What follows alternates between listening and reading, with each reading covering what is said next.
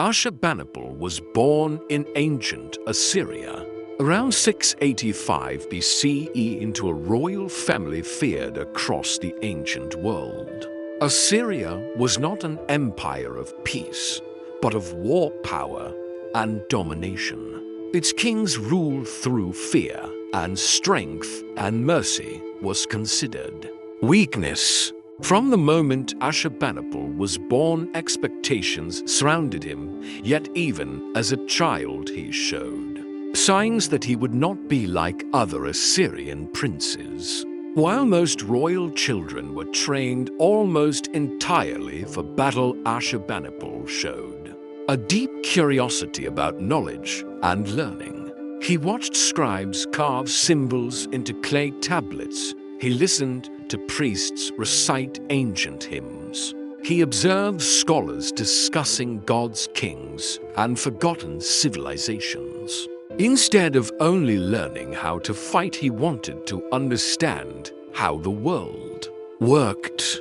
His tutors noticed early that this boy asked unusual questions about history, stars, religion, and power.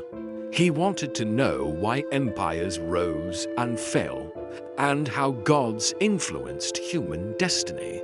Recognizing this rare intelligence, his father, King Esarhaddon, made an extraordinary decision and ordered Ashurbanipal to receive full scribal training, something almost unheard of. For an Assyrian king, scribal education was usually reserved for priests and scholars, not warriors or rulers. Ashurbanipal learned cuneiform, the complex writing system of Mesopotamia. He studied Akkadian and Sumerian languages, already ancient even in his own time. He copied tablets, memorized long texts, and studied records that dated back thousands of years. Myths, rituals, medical knowledge, astronomy, omens, and royal histories all became part of his daily life. He did not just learn to read, he learned to understand, analyze, and remember everything. Yet knowledge alone was never enough in Assyria. Alongside his studies, Ashurbanipal trained as a warrior, learning archery, sword fighting, chariot riding, and military strategy. His body was hardened while his mind expanded, creating a dangerous balance of intellect and strength. He was calm, disciplined, and observant, never loud or boastful like other princes. Soldiers respected his seriousness, scholars admired his intelligence, and priests saw in him a king favored by wisdom. As Ashurbanipal grew older, the empire around him became increasingly unstable. Rebellions broke out. Rival kingdoms waited for weakness, and Assyria stood under constant threat. King Esarhaddon understood the danger, but also knew Ashurbanipal was not the original heir to rule Babylon. Instead, his older brother Shamash Shumuukin was chosen for that role.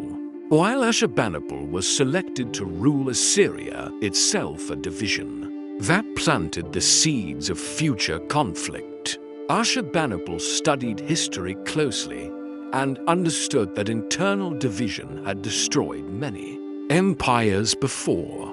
When Esarhaddon died, the empire stood at a crossroads, and Ashurbanipal ascended the throne young, yet fully prepared.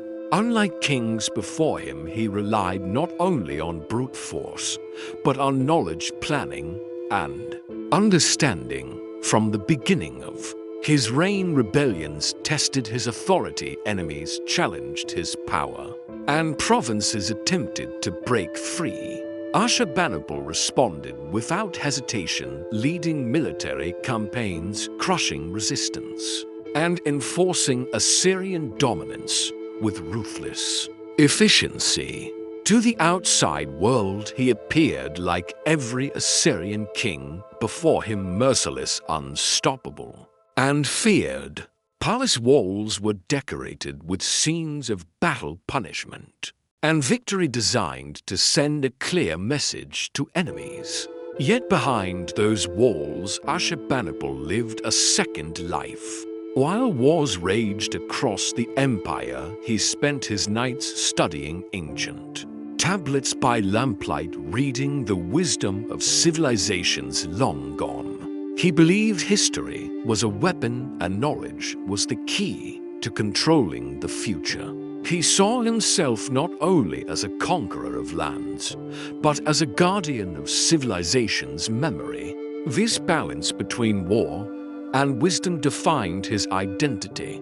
Ashurbanipal was becoming something the world had never seen before, a king who destroyed cities by day and studied ancient minds by night, a ruler whose sword and intellect were equally sharp. And this was only the beginning of his extraordinary story. Ashurbanipal's reign truly began when the empire was shaken by rebellion and unrest. Ruling Assyria was never about sitting on a throne in comfort. It meant constant war, constant pressure, and constant vigilance. From the very first years of his rule, Ashurbanipal faced uprisings in distant provinces, where local rulers believed the young king could be challenged. Many underestimated him, seeing only his love for knowledge and assuming weakness.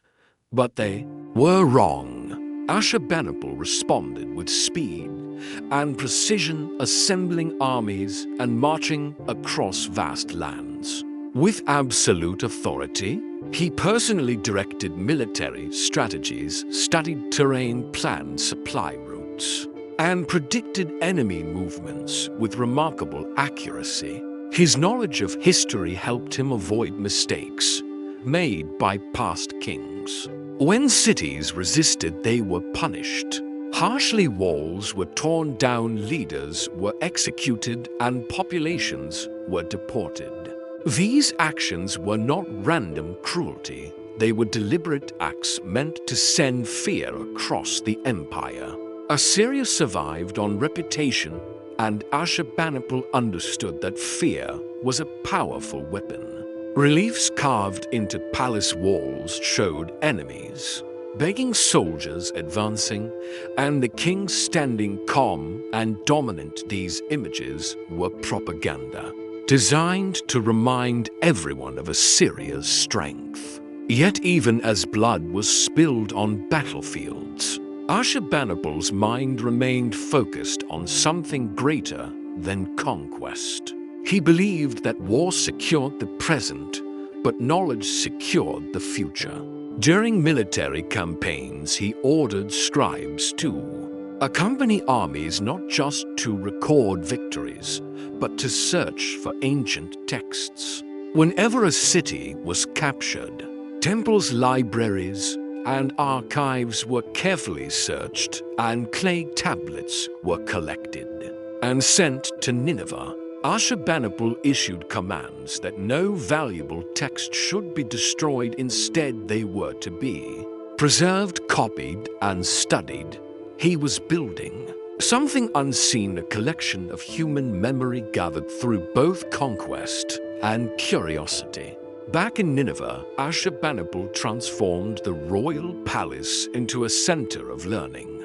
Rooms were filled with shelves of clay tablets, organized by subject: history, religion, medicine, science, omens, astronomy, and literature.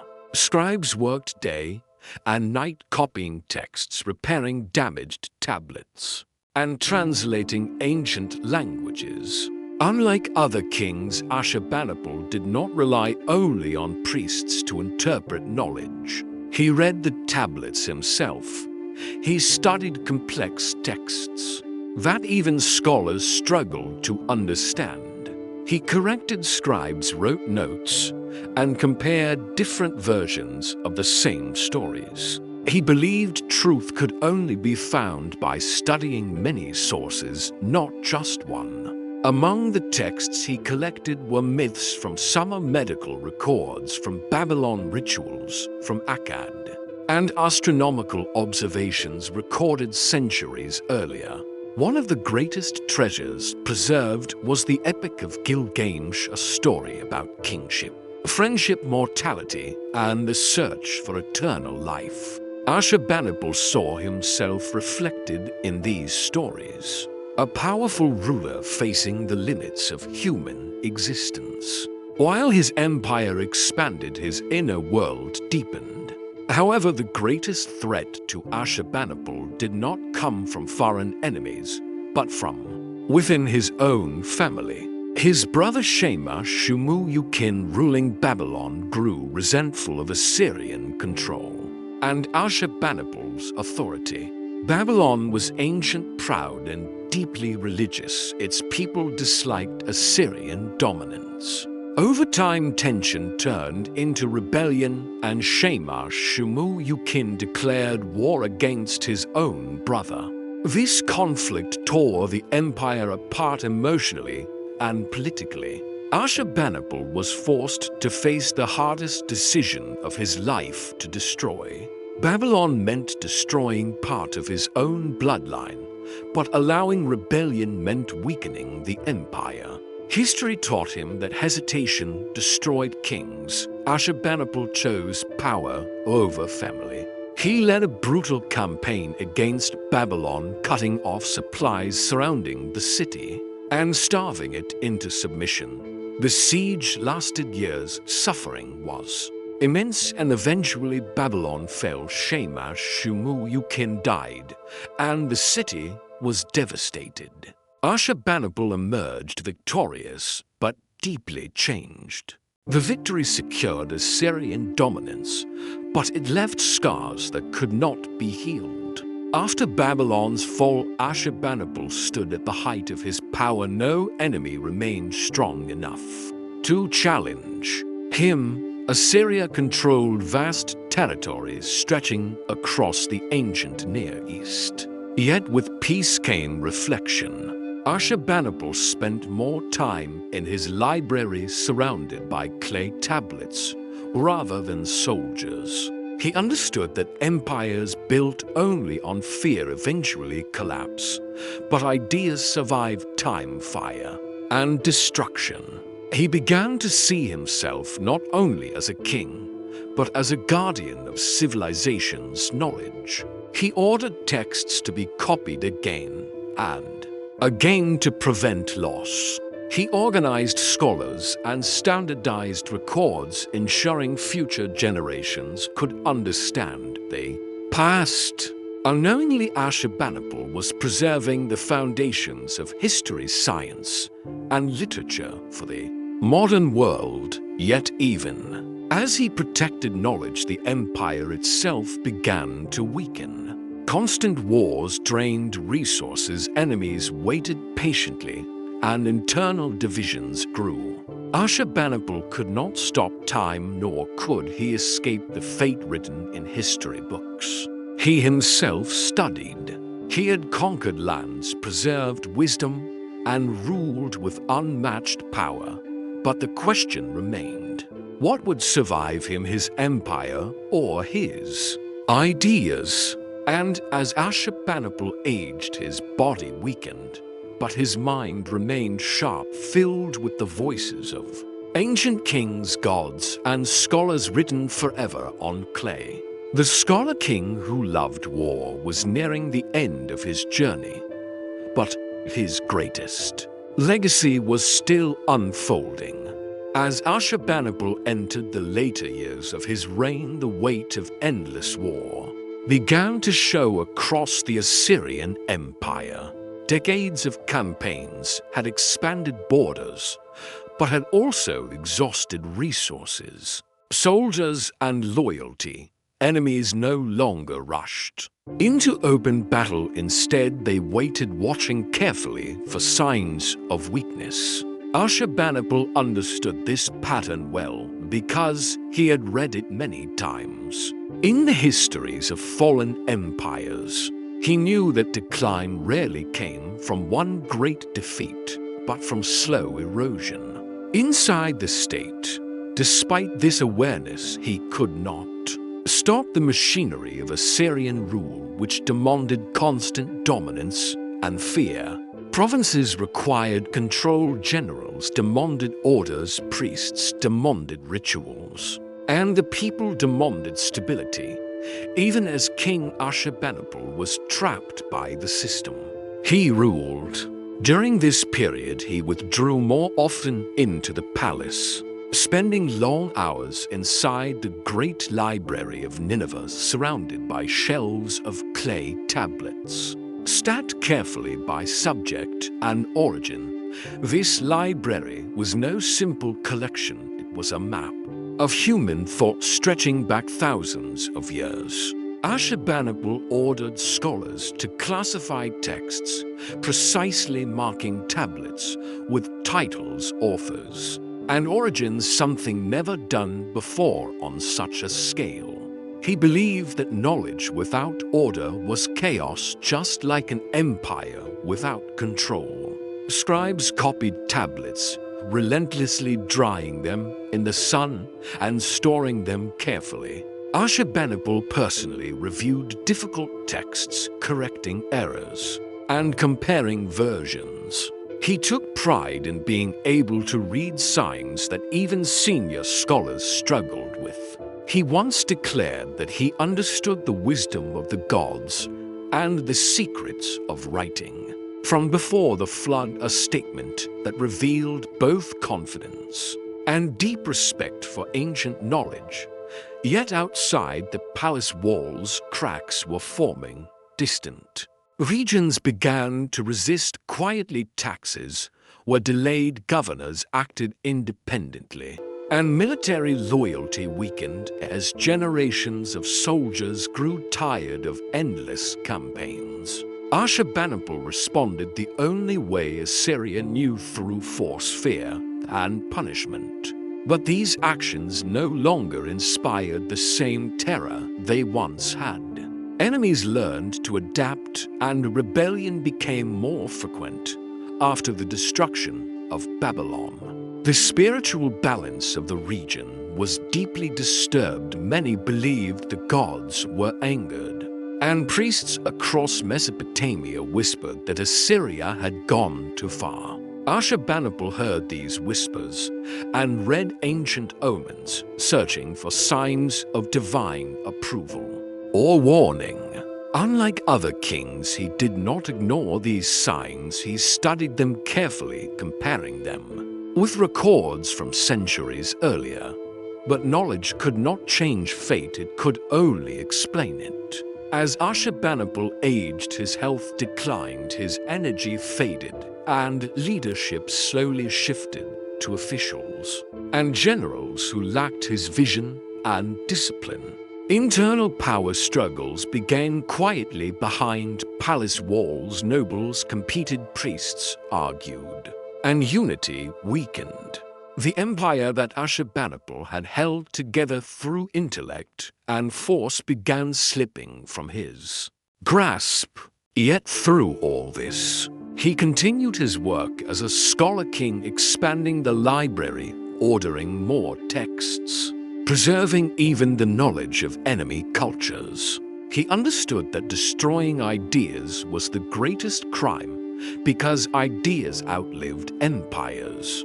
Ironically, the very violence that defined Assyria would later protect his greatest achievement. When Nineveh eventually fell after Ashurbanipal's death, enemies burned the city, palaces collapsed, and flames consumed everything.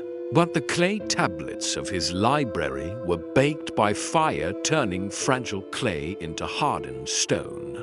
Like records that would survive thousands of years, the empire died, but the library lived. Centuries later, archaeologists would uncover these tablets, revealing myths, science, medicine, and literature long thought lost. Through Ashurbanipal, the voices of ancient civilizations would speak again. Today, historians see him as one of the most complex figures in human history. A man who ruled with extreme brutality, yet preserved human knowledge with unmatched dedication.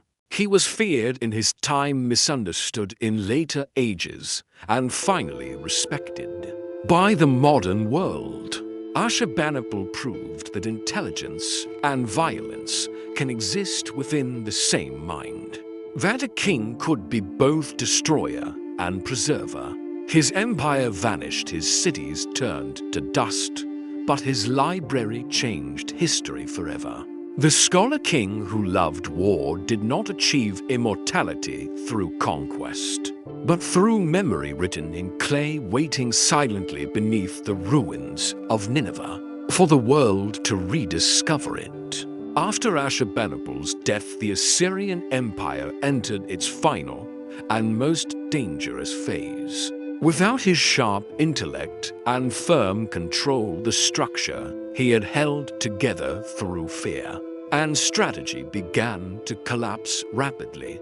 His successors lacked both his authority and his understanding of history. Power struggles erupted inside the royal court. Generals competed for control, governors ignored commands, and loyalty fractured across the empire.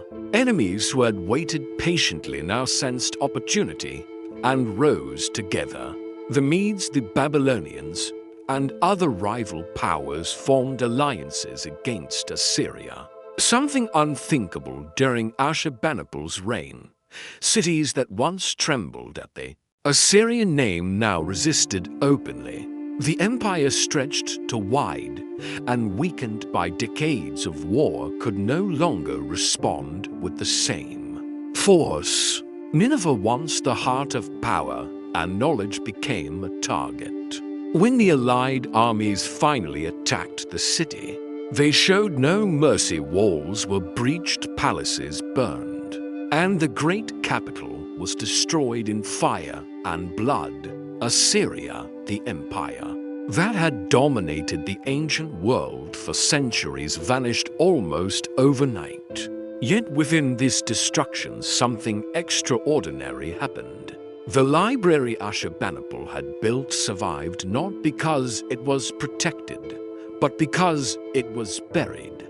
Flames that destroyed the palace baked the clay tablets hard, preserving them beneath the ruins. Centuries passed, and the world forgot Assyria, its kings, and its wars. Cities turned to dust, rivers changed course, and new civilizations rose on the same land. But beneath the soil of Nineveh, Ashurbanipal's legacy waited silently. In the 19th century, archaeologists began digging into the ruins and uncovered thousands of clay tablets covered in cuneiform writing. These tablets revealed stories, myths, scientific knowledge, medical practices, and historical records older than anything known at the time. Scholars realized they were looking at the remains of the first great library in human history. Through these texts, humanity rediscovered lost worlds, the Epic of Gilgamesh, ancient flood stories, early astronomy, mathematics, and medicine, all preserved because one king believed knowledge mattered. Modern historians began to see Ashurbanipal differently, no longer just as a brutal Assyrian ruler, but as a unique figure who understood the value of preserving human thought. His cruelty could not be denied. Cities destroyed, lives lost, and suffering inflicted in the name of empire. Yet his dedication to knowledge set him apart from every other conqueror of the ancient world. Unlike kings who erased cultures, Ashurbanipal collected them. He preserved even the wisdom of enemies, believing that understanding all civilizations strengthened his own. This contradiction defines his legacy. He ruled through fear, but believed in memory. He destroyed cities, but saved ideas. Ashurbanipal showed that power and intellect can exist in the same person, though not without cost. His life raises difficult Questions about leadership, morality, and legacy, whether greatness can exist alongside cruelty, and whether preservation can balance destruction. Today his empire is gone, but his library continues to shape our understanding of ancient history. Students, scholars, and historians still read texts that survived only because Ashurbanipal ordered them collected and copied. The scholar king who loved war achieved what most conquerors failed to do. He outlived his empire, not through monuments or victories, but through knowledge. His name, once spoken in fear, is now spoken in study. His swords rusted away, but his words remain. Written in clay, carried across time, reminding the world that even in the darkest empires, there can exist a mind that seeks understanding. Ashurbanipal remains a warning and a lesson, a reminder that violence builds empires, but knowledge defines civilization. And in the end, it is memory, not power, that survives time. Long after the ruins of Nineveh were buried beneath sand and silence, Ashurbanipal's influence continued to grow in ways he could never have imagined. The clay tablets he collected became bridges between the ancient world and the modern one, allowing humanity to hear voices that had been silent for thousands of years. Through these texts, historians learned how ancient people understood the universe, how they treated disease, how they recorded laws, and how they explained life, death, and the gods. Ashurbanipal unintentionally became a teacher to future civilizations. His library revealed that long before modern science, humans were already observing stars, mapping planets, and recording eclipses. Medical tablets describe symptoms, treatments, and surgical procedures, showing a rational approach to illness far beyond superstition. Legal texts revealed systems of justice, trade agreements, and governance, proving that complex societies existed long before modern states. Literary works preserved emotions, fears, hopes, and dreams that felt strikingly human even across millennia.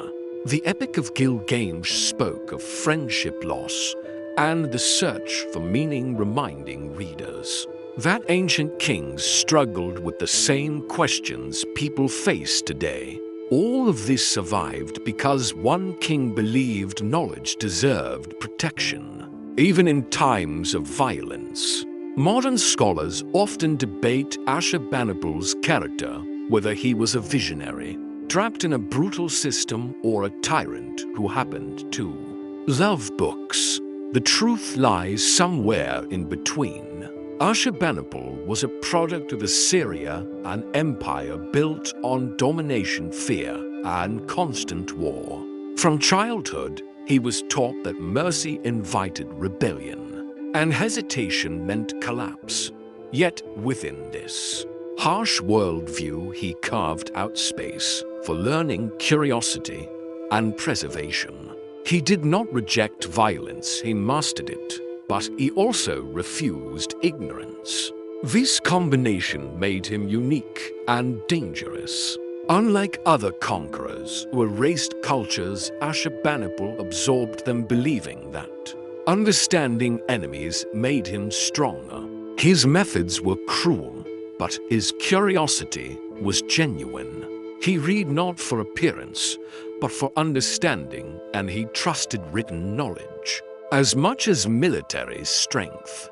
This duality defines his place in history. Ashurbanipal forces us to confront uncomfortable truths about civilization, that progress and brutality often exist side by side, that libraries can be built on the ruins of cities, and that preservation sometimes comes through destruction. His life also shows that legacy is not always shaped by intention. Ashurbanipal did not build his library for future generations. He built it to control his present and strengthen his rule. Yet time transformed his purpose, turning his private collection into humanity's shared inheritance. Today, museums, universities, and researchers continue to study these tablets, translating symbols pressed into clay by ancient hands. Each discovery adds another piece to the puzzle of human history, expanding our understanding of where knowledge began.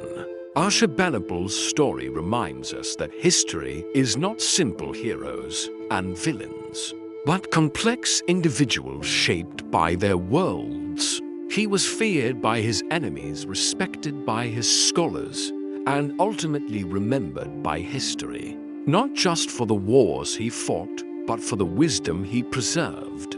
The scholar king who loved war stands as a paradoxical ruler who destroyed lives yet saved ideas, a conqueror whose greatest victory was memory itself.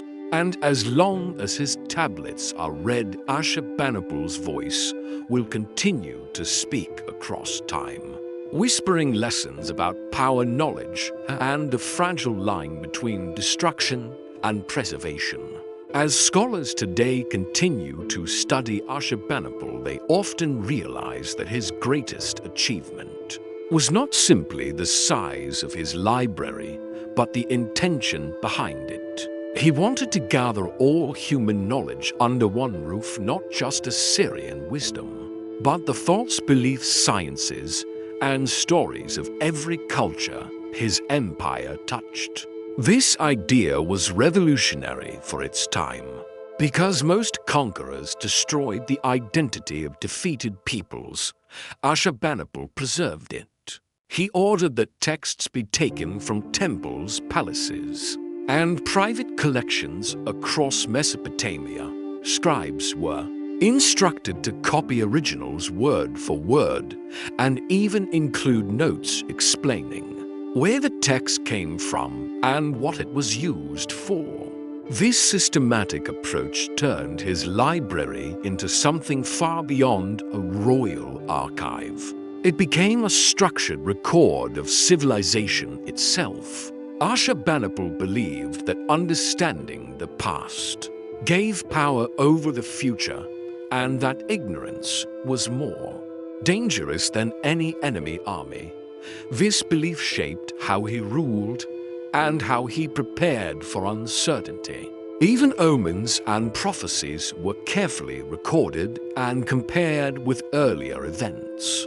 Because he trusted patterns over superstition, when eclipses appeared in the sky or disasters struck the land, he consulted ancient tablets to see how earlier kings had responded. This reliance on recorded knowledge gave him confidence in decision-making and reinforced his image as a king chosen by wisdom as well as force. Yet this deep intellectual life existed alongside extreme brutality, and this contrast disturbed even some people of his own time. Letters from governors and priests reveal unease about the destruction of cities and temples, especially Babylon, which held deep religious significance.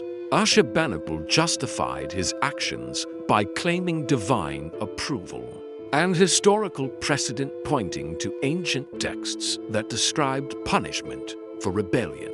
In his mind, violence was not chaos, but order enforced through history and law. He believed that mercy invited collapse and that only decisive action preserved stability. This worldview allowed him to rule without hesitation, but also isolated him emotionally.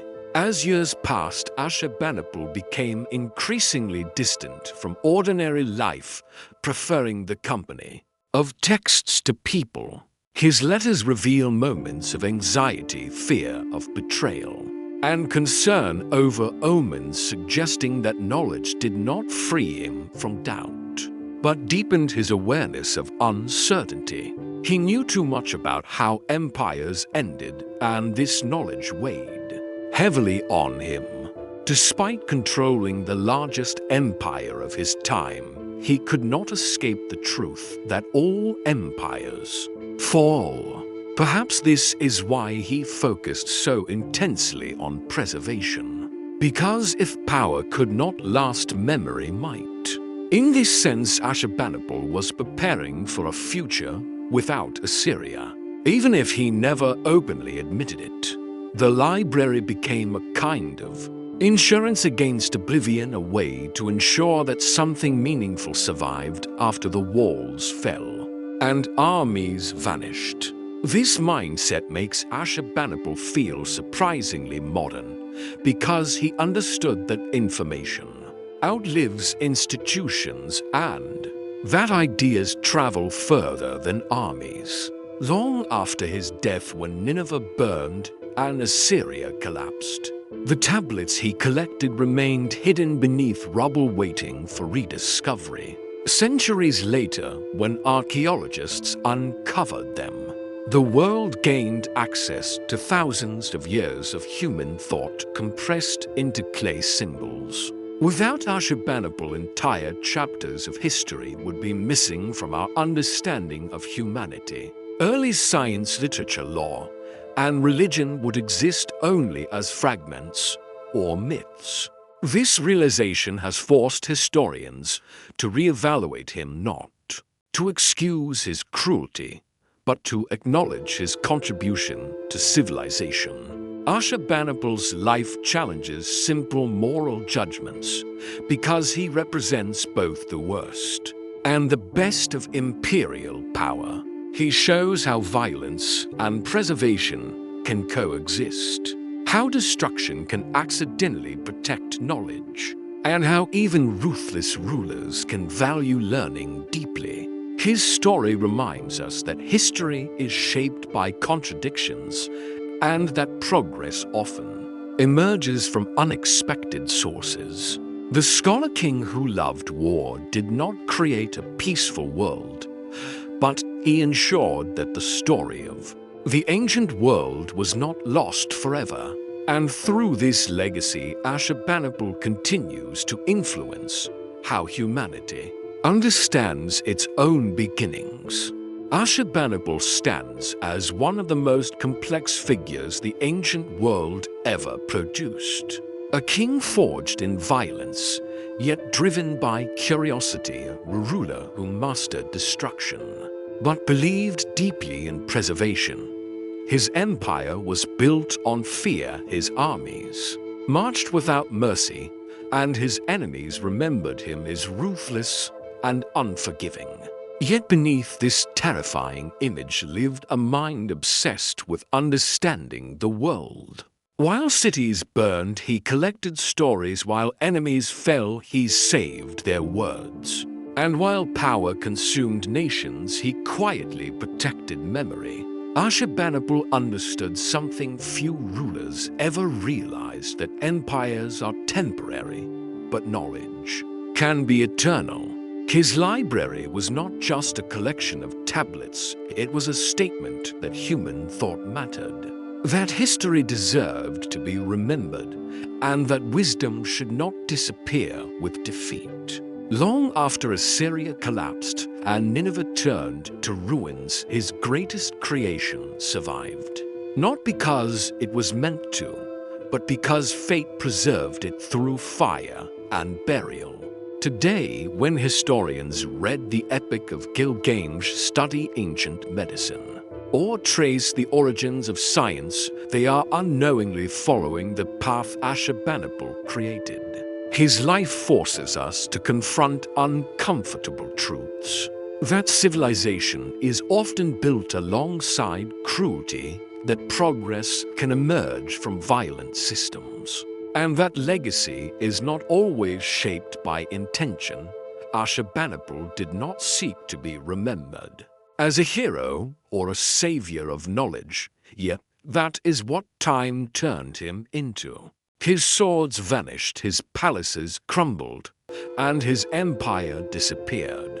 But his thoughts remain pressed into clay, still speaking across thousands of years. The Scholar King who loved war did not conquer immortality through land or power, but through memory. And in doing so, he proved that even in the darkest chapters of history, a single mind can protect the light of human knowledge. And as long as those tablets are read, Ashurbanipal will never truly be forgotten.